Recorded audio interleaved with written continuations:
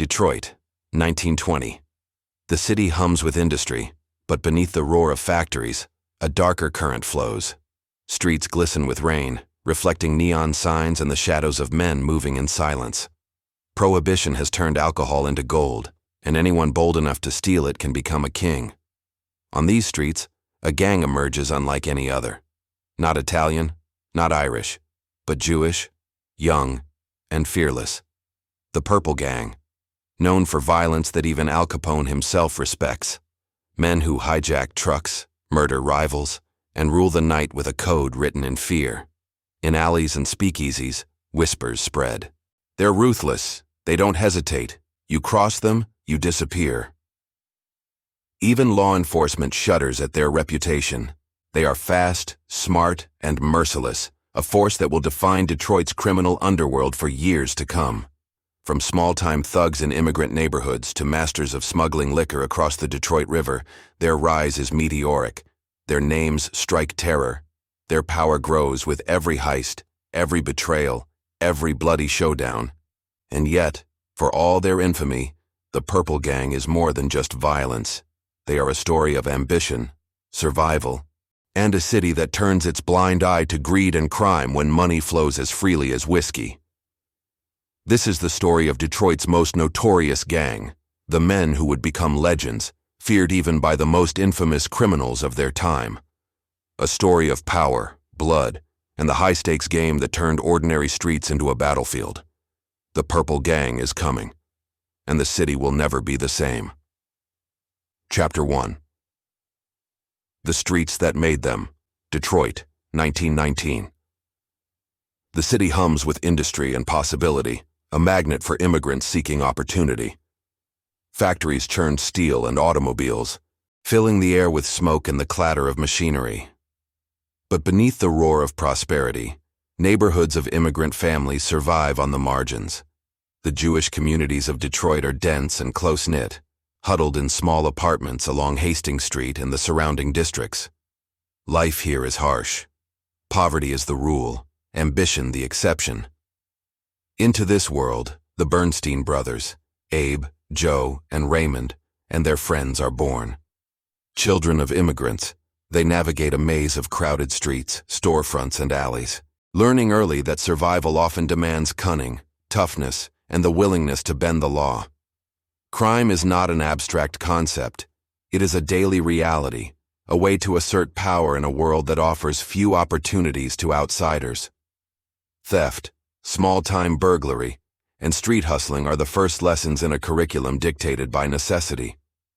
By the late 1910s, prohibition looms on the horizon, and the potential for profit begins to shift the focus from petty theft to organized crime. Even before the Volstead Act takes effect, Detroit's proximity to Canada makes it a natural corridor for smuggling. Whiskey can cross the Detroit River under cover of night, passing through a network of small operators who are hungry, ambitious, and fearless. The Bernsteins are among them. Their early operations involve transporting small shipments of alcohol and evading police attention. These initial efforts are risky but lucrative, establishing both skill and reputation. Violence becomes a tool and a currency. In a city where rival gangs, Italian, Irish, and African American, compete for control, the Bernsteins learn quickly that survival requires intimidation. Small-time skirmishes escalate into targeted assaults, hijackings, and eventually, murder. Even at this early stage, Detroit's underworld begins to notice the young Jewish gangsters who show no hesitation. Detroit is uniquely suited to this kind of criminal enterprise.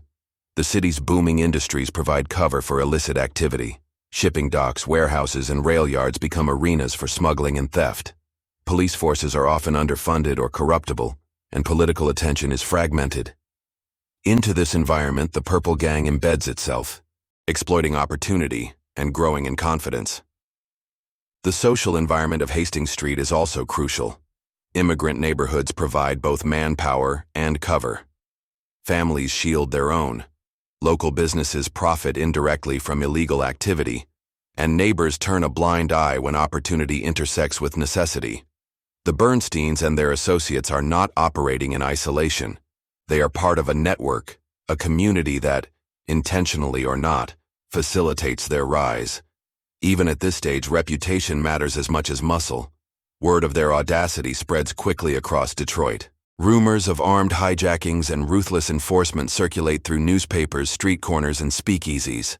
The gang's willingness to strike decisively and without hesitation sets them apart. They are young, daring, and increasingly feared, a combination that will define their rise during Prohibition. The transition from small-time street crime to organized bootlegging is gradual but inevitable. Detroit's position as a border city makes it ideal for smuggling liquor from Canada. The Bernsteins begin coordinating shipments, working with corrupt port officials and small-time operators to transport cases of whiskey into the city. This is no longer petty theft. It is logistics, negotiation, and strategic violence. Control of this trade requires intelligence, discipline, and ruthlessness. The streets themselves are part of the lesson.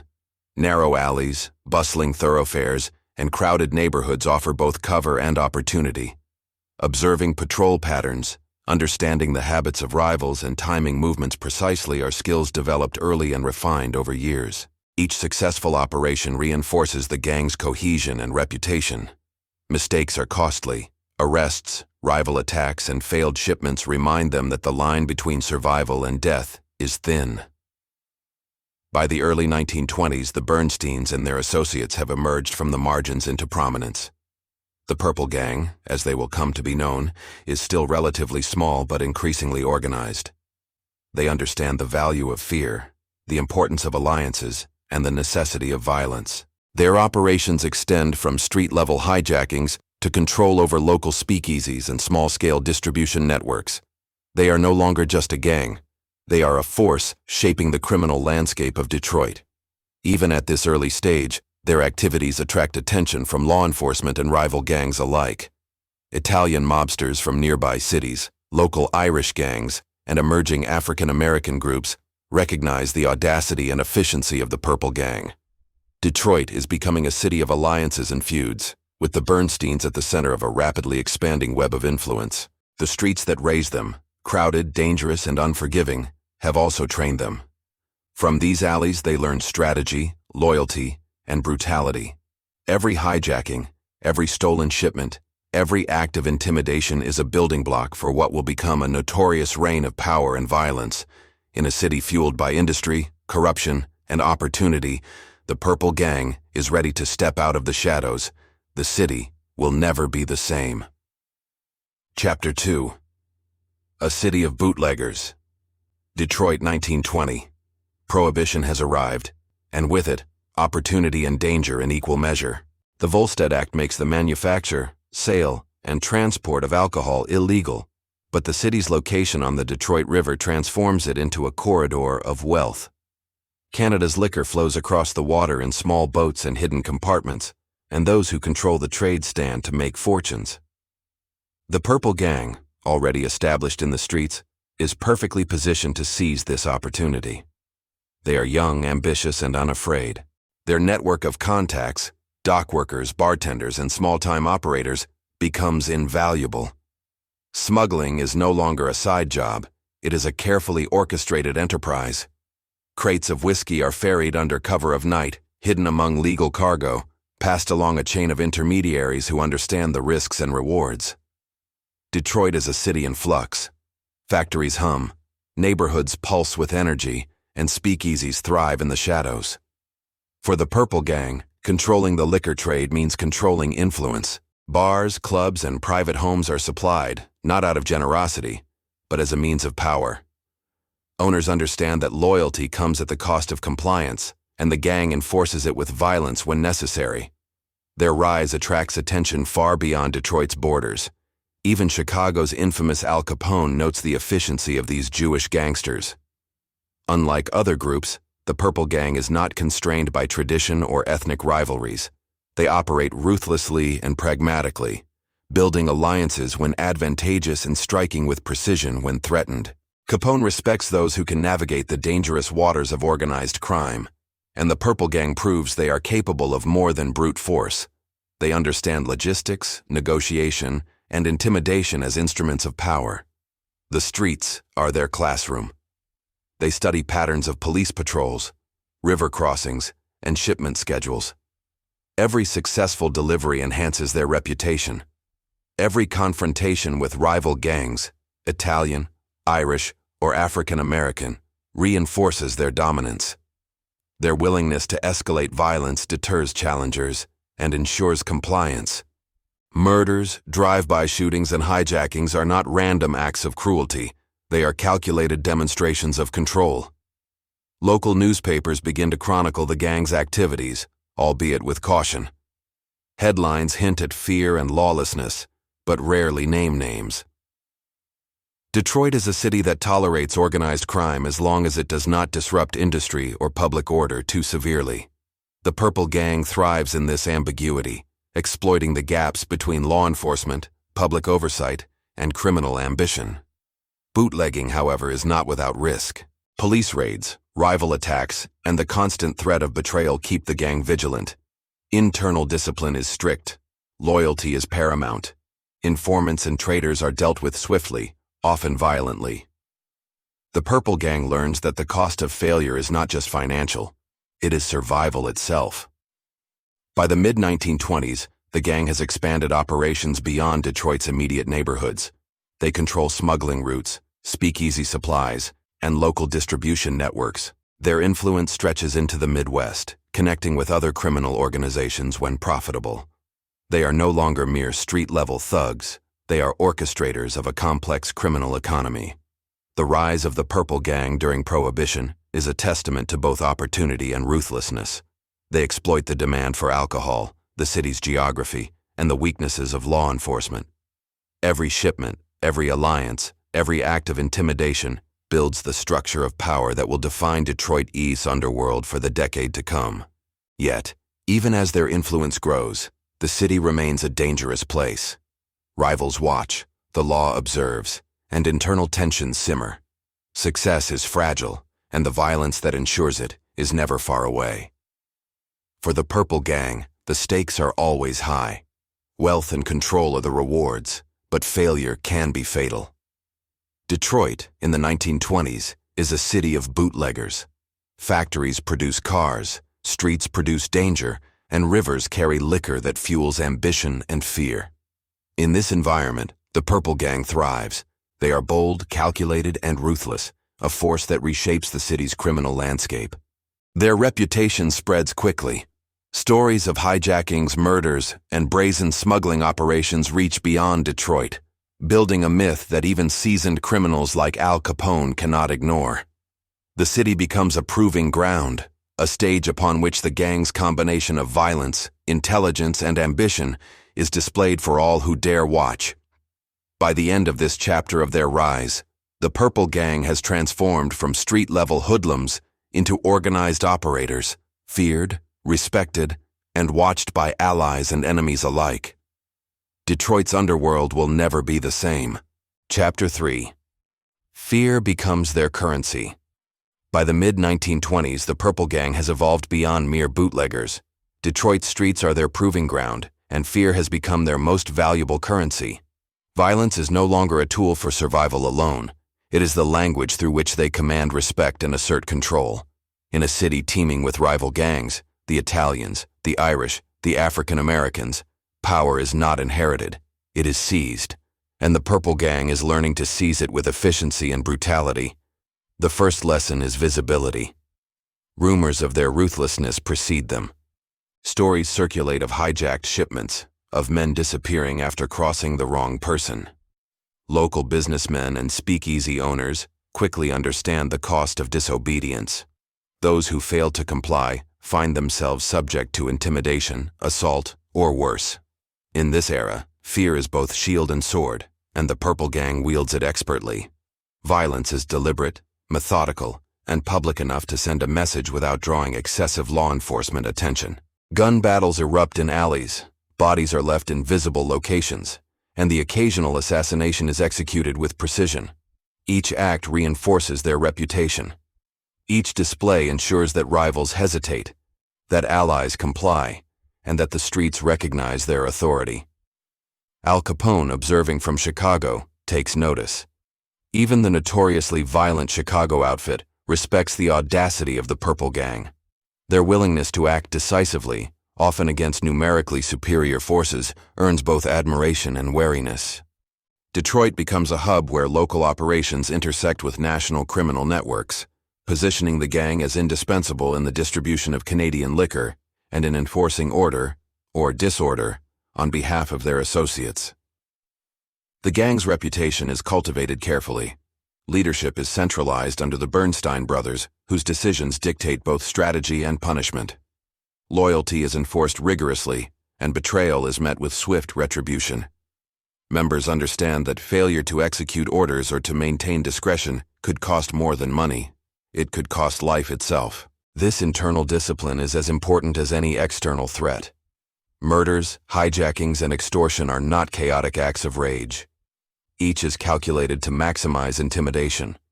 In some cases, the Purple Gang targets rival operators attempting to encroach on their territory. In others, they eliminate perceived threats from within their own ranks. These acts, while brutal, are strategic. Fear ensures compliance without requiring constant oversight. It is a form of psychological control that allows the gang to operate efficiently across the city.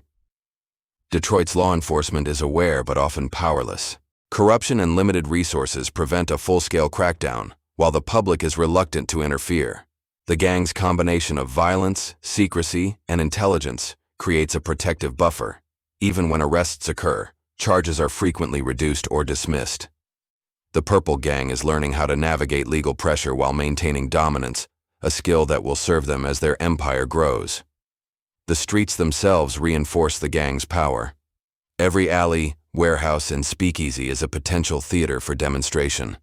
The Purple Gang exploits the city's geography, orchestrating confrontations in ways that enhance their reputation while limiting their exposure.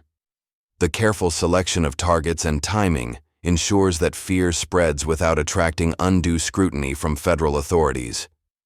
By 1925, the Purple Gang's infamy is established. Their name carries weight beyond Detroit.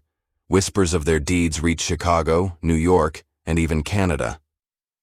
Rivals recognize that violence is not just a tactic, it is a guarantee of survival and success. Their audacity sets them apart from other gangs, establishing them as both feared and respected players in the national criminal landscape. Fear is reinforced through selective acts of mercy and cruelty. Allies who demonstrate loyalty may be rewarded, while any deviation is punished with exemplary severity. This approach consolidates power internally, ensuring cohesion and obedience. Members learn that survival depends not only on skill, but on the perception of omnipotence cultivated by the leadership. Public perception becomes a secondary battlefield. Local newspapers occasionally report on gang violence, but coverage is inconsistent, often sensationalized, and rarely directly implicates the Purple Gang. They understand that reputation is as important as action. A whispered warning can be more effective than a bullet. Even within the gang, fear is a tool. Members are motivated to act decisively, knowing hesitation may be fatal. Rivalries are contained when necessary, and potential threats neutralized before they escalate. Violence becomes a strategic instrument rather than a reflex, reinforcing the gang's position and expanding its influence. The culmination of these strategies ensures that by the late 1920s, the Purple Gang is recognized as Detroit's most formidable criminal organization. Their mastery of fear, their calculated brutality, and their strategic vision place them in a league of their own. Other gangs hesitate to challenge them, law enforcement struggles to contain them, and national figures like Al Capone regard them with a mixture of respect and caution. The streets of Detroit are their domain, and the lesson is clear. In this city, fear is power. Those who control it command both loyalty and territory. The Purple Gang has learned that skill and ruthlessness alone are not enough. It is the ability to instill fear, to manipulate perception, and to act decisively that defines true authority. By mastering the language of intimidation, the Purple Gang cements its role as a dominant force in Detroit's criminal underworld. Violence becomes their signature, fear their currency, and reputation the armor that shields them from rivals and authorities alike. In a city awash with whiskey, danger, and ambition, the Purple Gang rises, unchallenged and unstoppable. Chapter 4. The Capone connection. By the mid-1920s, the Purple Gang's reputation has grown beyond the streets of Detroit. Their control of liquor smuggling routes and willingness to use violence has attracted attention from criminal networks in other cities. Among those paying close attention is Al Capone, the notorious boss of Chicago's outfit, a man whose empire depends on reliable supply lines and ruthless enforcement. Detroit's location on the Detroit River, just across from Windsor, Canada, makes it a prime hub for smuggling alcohol into the United States.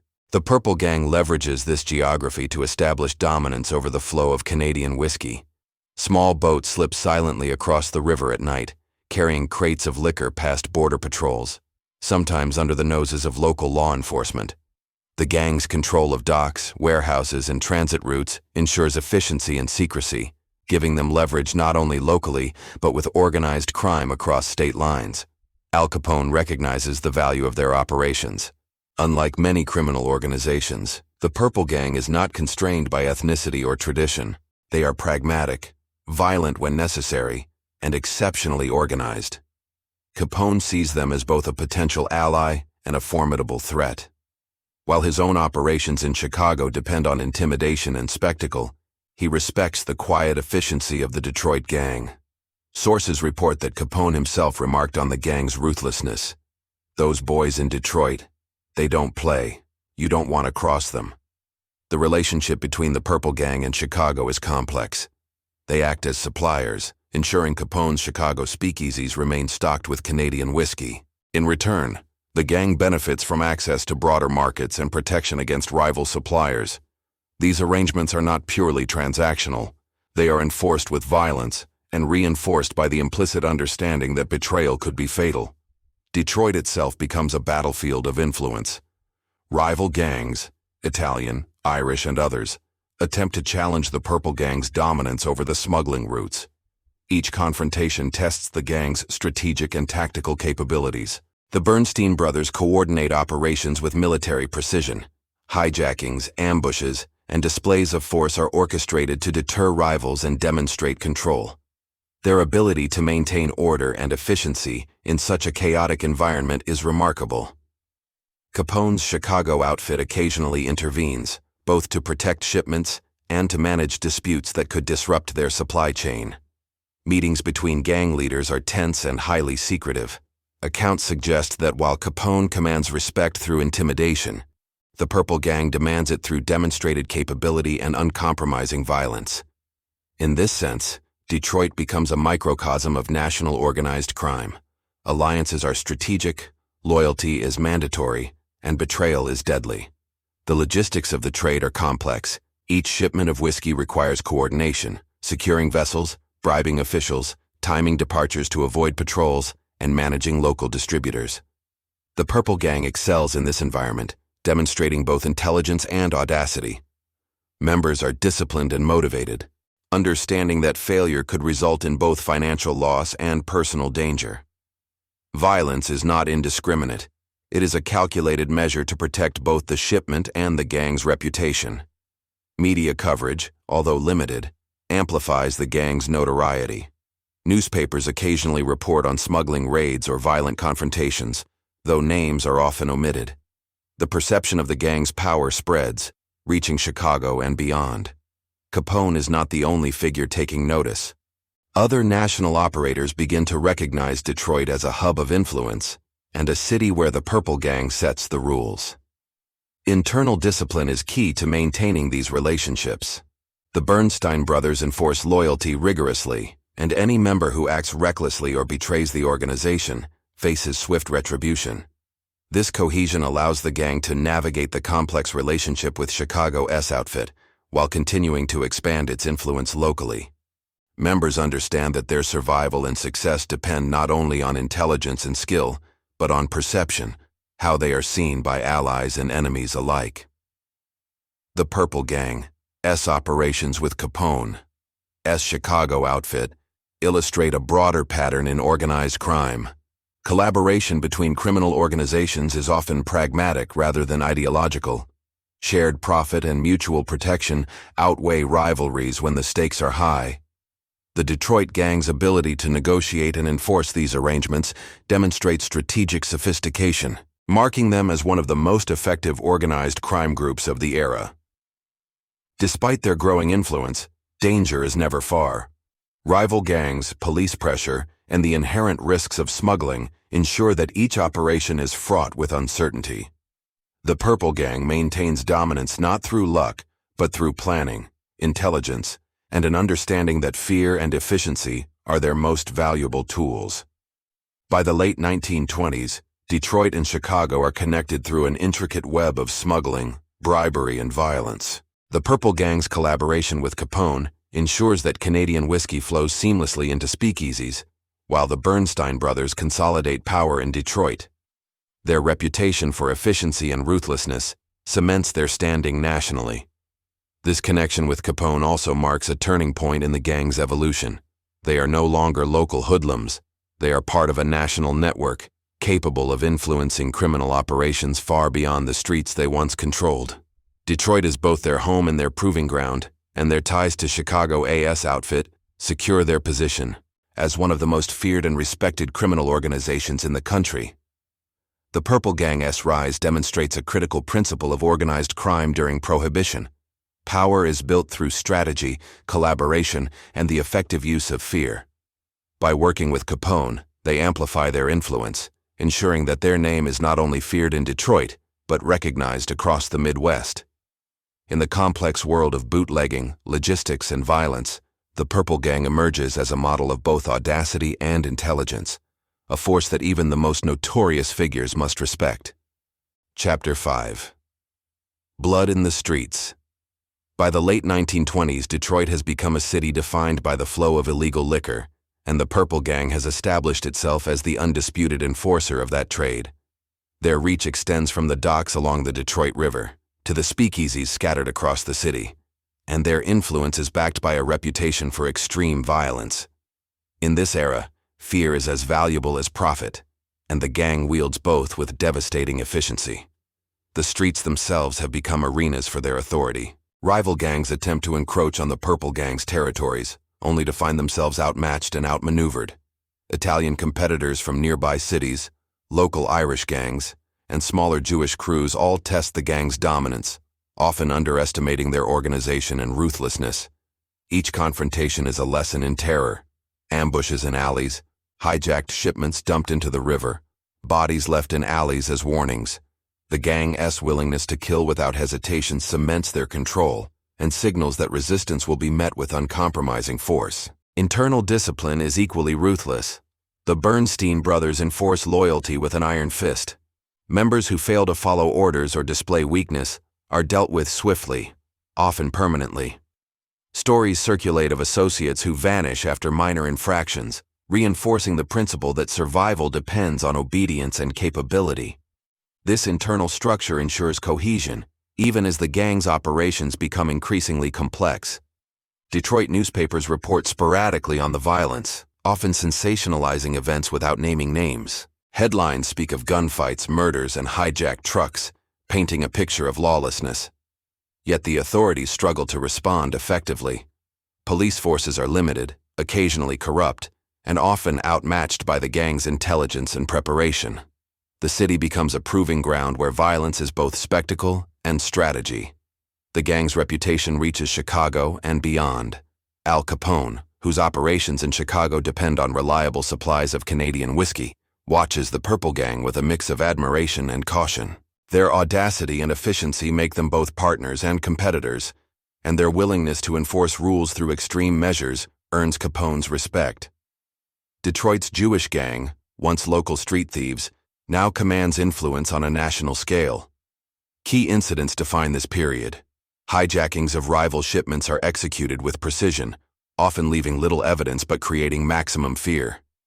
Enemies who attempt to challenge the gang's authority are swiftly eliminated, reinforcing the perception that crossing the Purple Gang is a death sentence. Violence becomes a tool not just for survival, but for expansion, maintaining control over Detroit's lucrative bootlegging economy. The gang's methods are calculated. Every murder, every ambush, every display of force is deliberate, designed to reinforce dominance without drawing excessive law enforcement attention. Public fear and media sensationalism amplify their reputation, allowing them to operate with both intimidation and discretion. They understand that perception is power. A whispered warning can achieve what a bullet alone cannot. Even as violence escalates, the Purple Gang maintains organizational discipline. The Bernsteins and their lieutenants coordinate smuggling routes, manage alliances, and resolve disputes internally.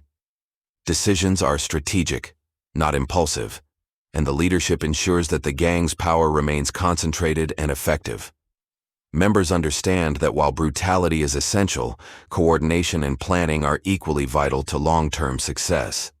Detroit's underworld is a volatile ecosystem.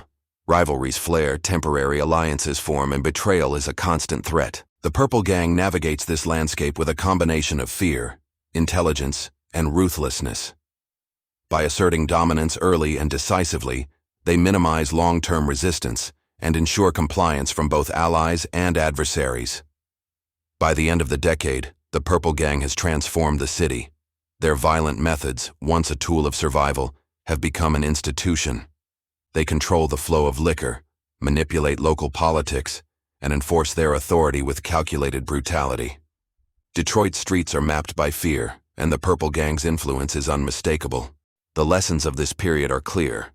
Power in the criminal underworld is achieved not merely through ambition, but through calculated violence, strategic alliances, and a reputation that deters rivals before confrontation is necessary. The Purple Gang demonstrates that fear, when properly managed and directed, can be as effective as money or manpower in controlling both people and territory. Their notoriety cements their place in history. Even rival mobsters acknowledge their audacity. Law enforcement struggles to contain them. The media, constrained by the limits of the time, amplifies their myth. Detroit is a city under siege by perception as much as by bullets, and the Purple Gang thrives in this environment, proving that in the Prohibition era, power and fear are inseparable. As the 1920s progress, the gang's dominance will be tested not just by rivals, but by internal tensions, law enforcement strategies, and the evolving landscape of organized crime. Yet at this peak, the Purple Gang stands as one of the most formidable criminal organizations in America, their reign of terror securing them a place in the annals of mob history. Chapter 6. Allies and Enemies. By the late 1920s, the Purple Gang has consolidated control over Detroit's liquor trade, but dominance brings new challenges. Power attracts attention, and in a city teeming with rival criminal organizations, survival requires both strategy and diplomacy. The streets are no longer just battlegrounds. They are networks of opportunity, alliance, and betrayal. The gang's primary rivals are Italian and Irish gangs, attempting to expand their influence in Detroit. These groups seek control over smuggling routes, speakeasies, and gambling operations. The Italians, in particular, have connections to national syndicates like the Chicago outfit. Conflict is inevitable. Skirmishes erupt over shipments, taverns, and territory. The Purple Gang responds with calculated violence, ensuring rivals understand that any challenge will be met decisively.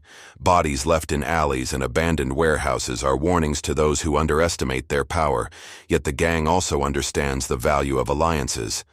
Temporary partnerships with other criminal organizations allow the Purple Gang to expand their reach while minimizing unnecessary bloodshed.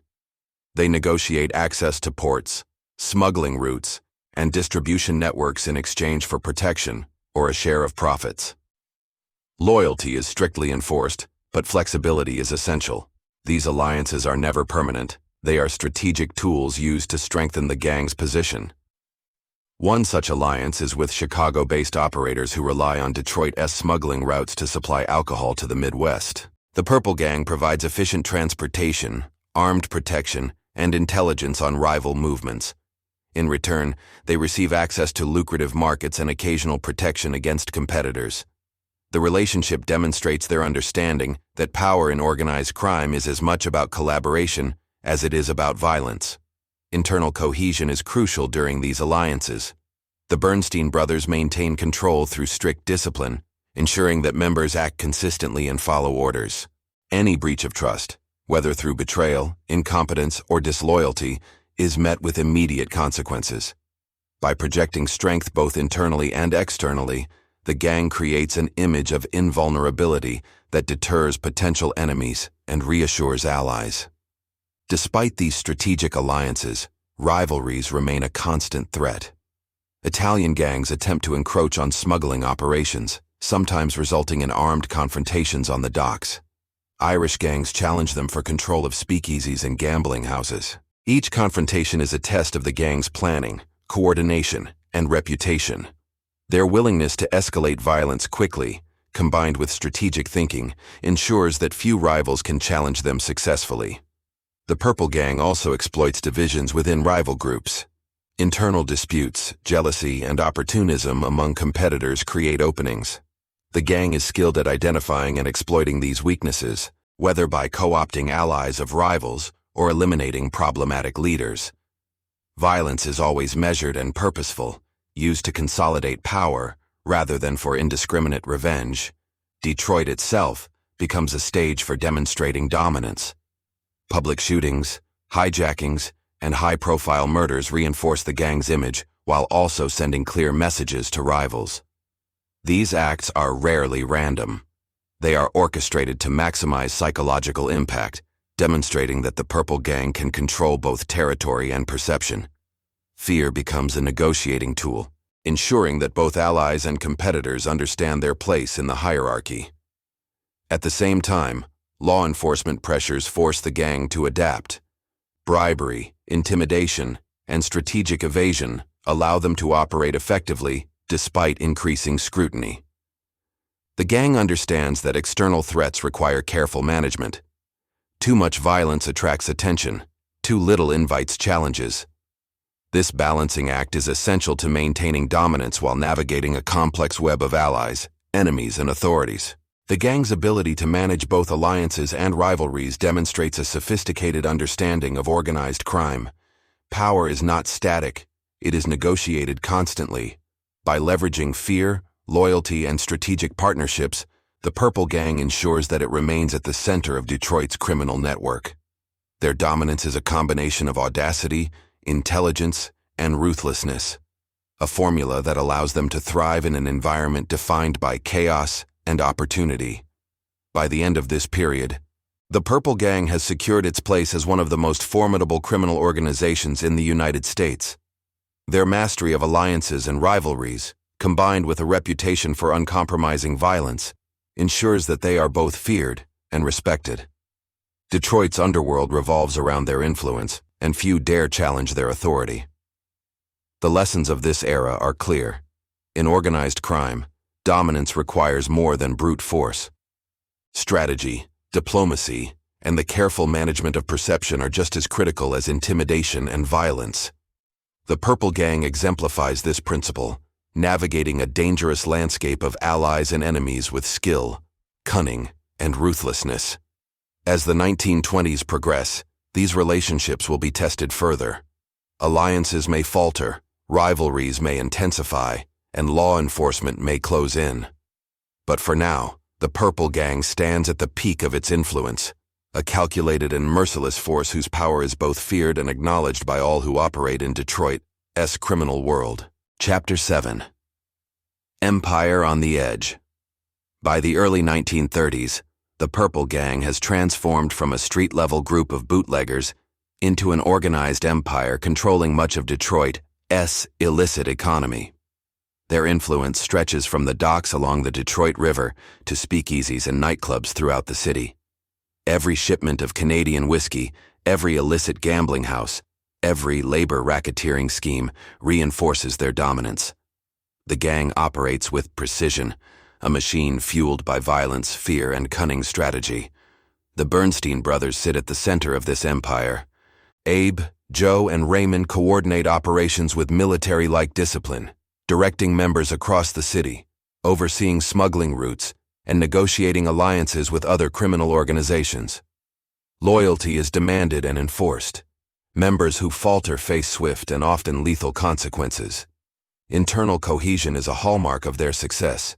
Without it, the empire could fracture under the pressure of rivals, law enforcement, or internal dissent.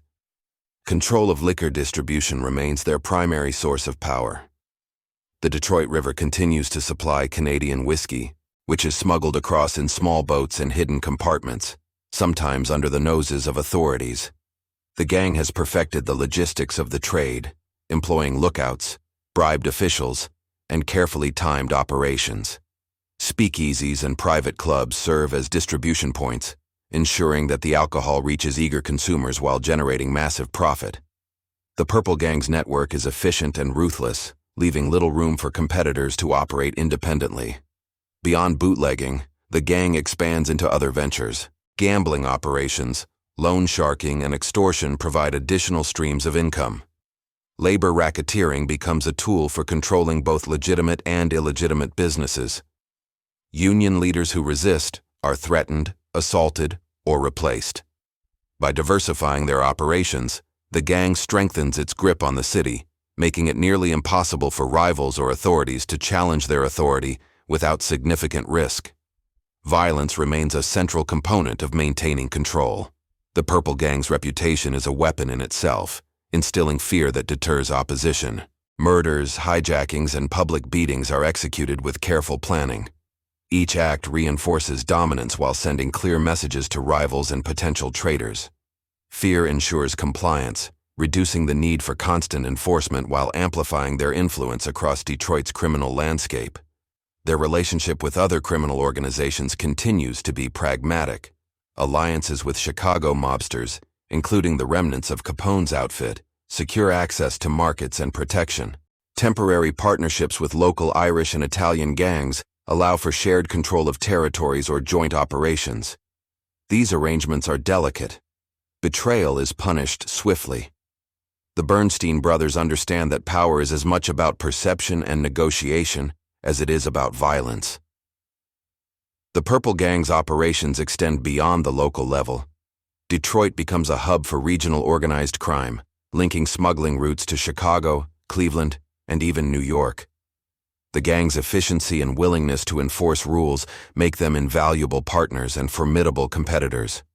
Nationally, they are recognized as a model of organization, intelligence, and ruthlessness. Yet even at the height of their power, vulnerability exists. Internal disputes, rivalries, and the ever-present scrutiny of law enforcement threaten stability. Members must remain loyal, operations must be precise, and strategy must account for shifting alliances. The gang's survival depends on constant vigilance. One misstep, betrayal, a failed shipment, or a law enforcement crackdown could unravel the empire they have built. Public perception plays a subtle role in consolidating power. Newspapers occasionally report on gang activity, often sensationalizing violence and smuggling operations. While direct identification is rare, the Purple Gang benefits from the aura of fear these reports create. Citizens, business owners, and rivals alike understand that the gang operates beyond ordinary law and consequence. Fear and reputation are as important as profit in sustaining control. Detroit's economy, both legal and illicit, is intertwined with the gang's influence. Speakeasies, nightclubs, warehouses, and labor unions all depend, in some form, on the Purple Gang's enforcement and oversight. Even those who operate legally often comply with the gang's demands to avoid disruption. In this sense, the empire is not just criminal, it is embedded within the city's infrastructure, shaping commerce, politics, and public perception. At the peak of their power, the Purple Gang exemplifies the full spectrum of organized crime during Prohibition. Their empire is a combination of logistics, strategic alliances, diversified operations, strict internal discipline, and calculated violence. Every action is measured, every risk weighed, and every advantage exploited. Detroit has become their domain, and few outside their network dare challenge it. As the 1930s continue, pressure mounts from multiple directions. Law enforcement is increasingly organized, rival gangs adapt, and internal tensions threaten cohesion. Yet for now, the Purple Gang sits at the pinnacle of Detroit's criminal world, a testament to ambition, ruthlessness, and strategic mastery. Their empire on the edge of legality and violence is a defining chapter in the history of American organized crime. Chapter 8. Cracks in the foundation. By the mid-1930s, the Purple Gang's dominance over Detroit's underworld is unquestioned, but the foundations of power are beginning to show signs of strain.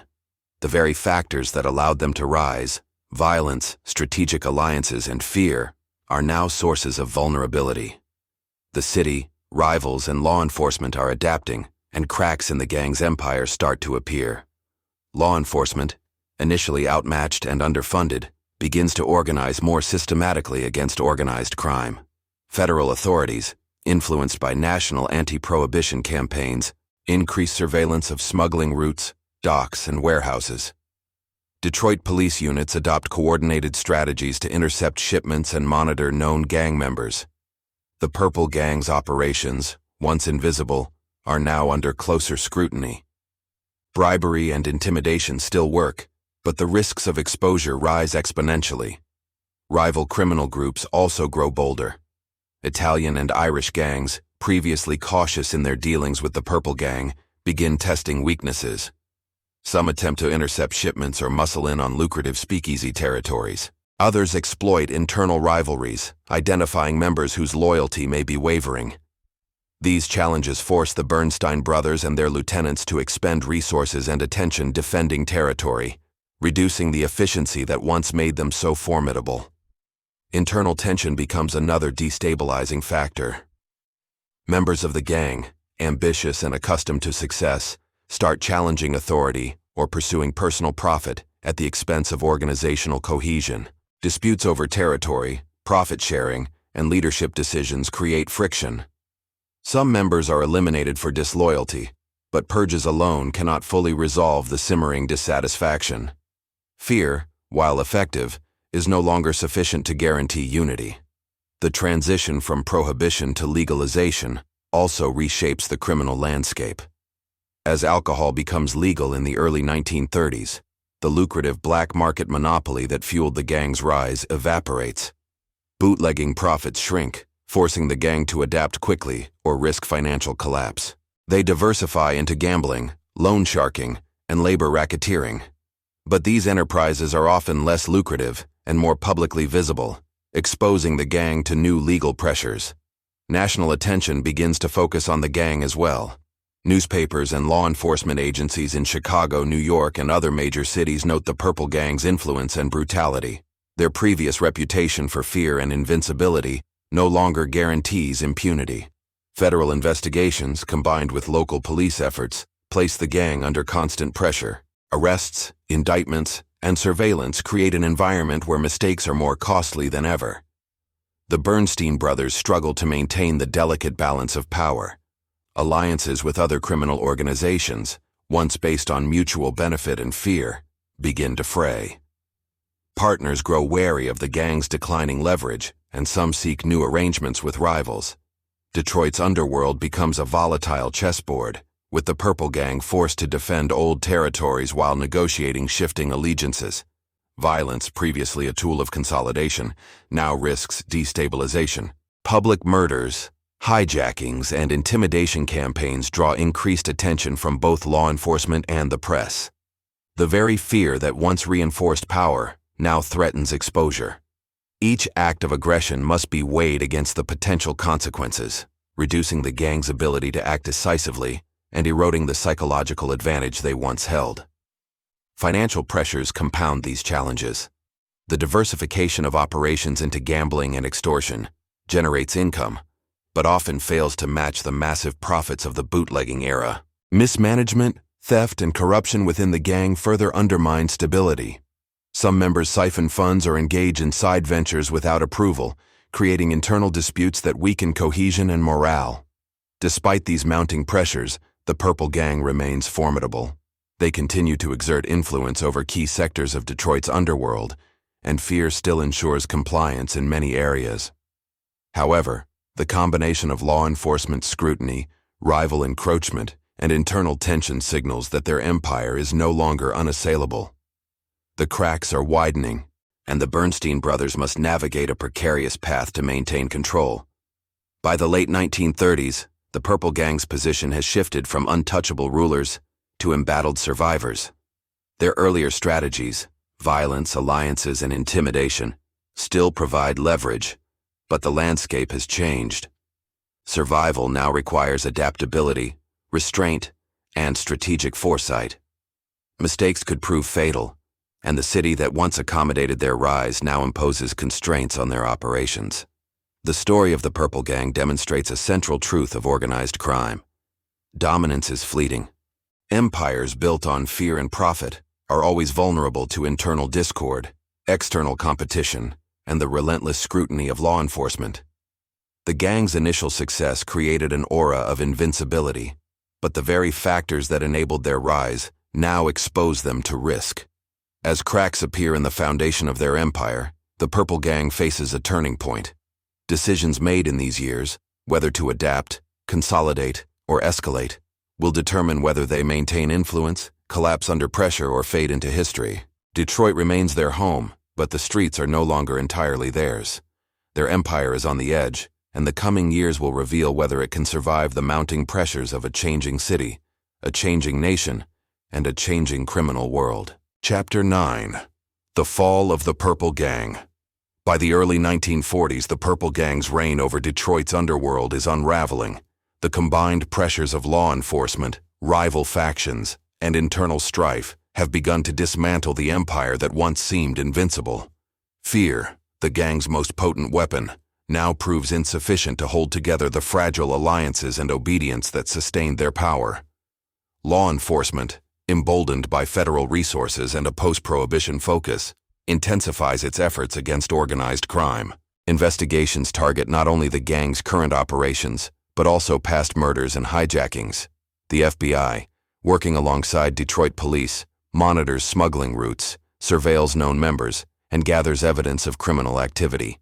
Advances in investigative techniques, combined with a willingness to use informants, gradually erode the gang's immunity from prosecution. Internal betrayal accelerates the gang's decline. Members who once demonstrated loyalty begin turning against one another, motivated by greed, fear, or self-preservation. Some provide information to law enforcement, while others compete for dwindling control over territory and revenue. Violence, once a unifying tool, now becomes a source of fragmentation. Purges, murders, and retaliations create instability, reducing cohesion and diminishing the gang's ability to enforce order. Rival gangs exploit these weaknesses. Italian and Irish factions, previously kept in check by the Purple Gang's reputation, seize opportunities to reclaim territory and assert influence. Skirmishes erupt over speakeasies, gambling operations, and smuggling routes. The gang's earlier dominance offers diminishing protection. Their fear-based reputation cannot substitute for the strategic cohesion that is eroding within. Detroit's underworld becomes a fluid battlefield, with the Purple Gang increasingly on the defensive. Economic changes further weaken their foundation. The end of Prohibition has permanently reduced the profitability of bootlegging, the enterprise that originally fueled their rise. Attempts to diversify into gambling, labor racketeering, and extortion yield inconsistent results. Revenue streams shrink, creating competition within the gang for control of remaining profitable operations. Mismanagement and corruption exacerbate these pressures, as members exploit resources for personal gain rather than organizational stability. The public, once largely indifferent or intimidated, becomes more willing to cooperate with authorities. Increased media coverage highlights the gang's criminal activities, creating social and political pressure for action. Detroit officials, previously hesitant to confront the Purple Gang directly, begin to prioritize prosecutions and crackdowns. Arrests, trials, and convictions chip away at the gang's structure. Leaders who once coordinated the city's criminal operations find themselves behind bars, facing lengthy sentences that further destabilize the organization. The Bernstein brothers, once the unchallenged architects of the gang's empire, struggle to maintain control. Leadership vacuums emerge as arrests, betrayals, and deaths remove key figures. The gang's hierarchical structure, once disciplined and effective, becomes fragmented. Subgroups operate independently, often in conflict with one another. Without centralized authority, the Purple Gang loses the coordination that allowed them to dominate Detroit's criminal landscape. By the mid-1940s, the Purple Gang's decline is unmistakable. Their operations are diminished, their reputation tarnished, and their territory contested. Members who remain are forced into low-level criminal activity or flee the city entirely. Detroit's underworld, once defined by the gang's dominance, has shifted. Rivals consolidate power, law enforcement maintains pressure, and the era of the Purple Gang draws to a close. The fall of the gang illustrates a broader principle of organized crime. Empires built on fear and violence are inherently unstable. External pressures, legal, economic, and competitive, can exploit vulnerabilities, while internal strife accelerates collapse. Even the most ruthless and disciplined organizations are susceptible to the changing tides of power. Despite their decline, the Purple Gang leaves a lasting legacy. They transform Detroit's criminal landscape, demonstrating the effectiveness of strategic alliances, calculated violence, and reputation management. Their audacity, efficiency, and ruthlessness influence both contemporaries and future generations of organized crime figures. In the annals of American criminal history, the Purple Gang remains a symbol of ambition, power, and the perilous edge of authority built on fear. By the end of their reign, the Purple Gang has become a cautionary tale. Their rise and fall illustrate the volatility of organized crime, the limits of intimidation as a tool for maintaining power, and the complex interplay between opportunity, violence, and strategy. Detroit's streets, once dominated by the gang's fearsome presence, return to a more fragmented underworld, shaped in part by the legacy of those who once ruled with an iron fist. The story of the Purple Gang concludes not with a single climactic event, but with a gradual unraveling, a combination of law enforcement pressure, internal betrayal, economic shifts, and the inevitable consequences of over-reliance on fear.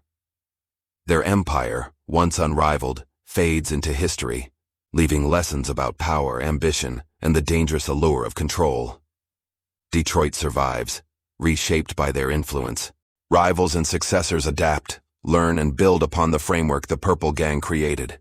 The city remembers their violence, their cunning, and their audacity. And in the quiet streets and abandoned warehouses, echoes of their reign linger, a reminder that power achieved through fear is both intoxicating and fleeting. Chapter 10. Legacy of the Purple Gang. The story of the Purple Gang does not end with arrests, betrayals, or the dismantling of their operations. Their legacy endures in the history of organized crime, in the cultural memory of Detroit, and in the lessons learned by both law enforcement and rival criminal organizations.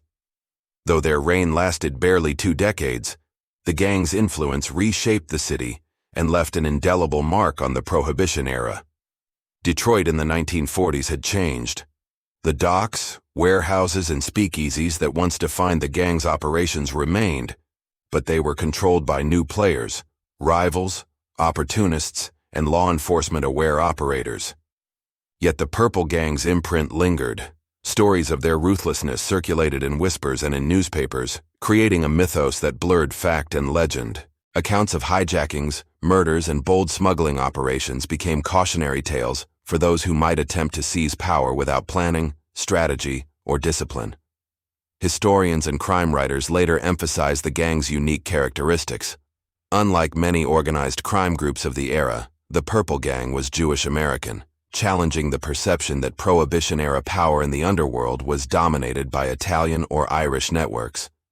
Their rise demonstrated that intelligence, organization, and audacity could overcome entrenched ethnic and social barriers in criminal enterprises. This distinction elevated their place in historical studies of organized crime.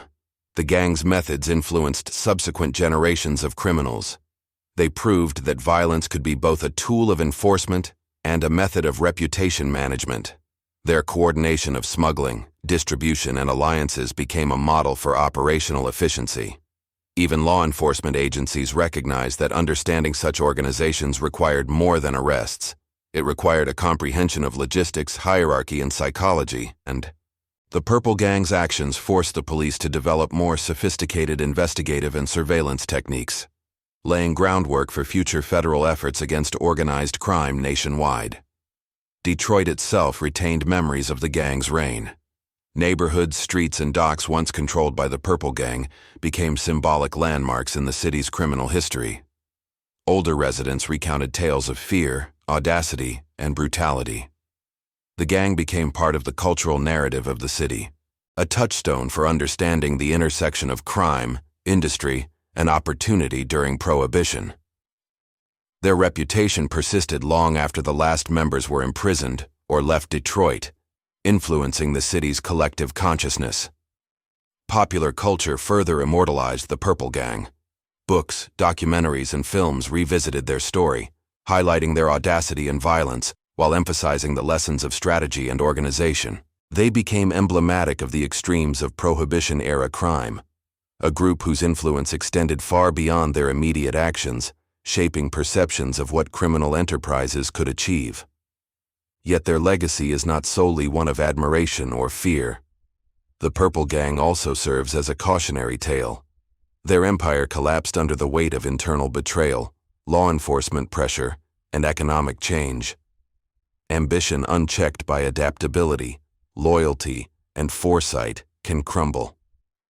Their story illustrates the limits of fear as a sustaining force, showing that even the most ruthless organizations are vulnerable to shifting circumstances. Scholars and criminal analysts note that the Purple Gang's operations demonstrated a level of sophistication unusual for the era. They combined intelligence gathering, strategic alliances, and calculated violence with operational precision. Their success, however temporary, challenged assumptions about power, organization, and influence in the underworld. They proved that disciplined management, coupled with audacity and ruthlessness, could elevate a group from street-level hoodlums to a dominant criminal empire.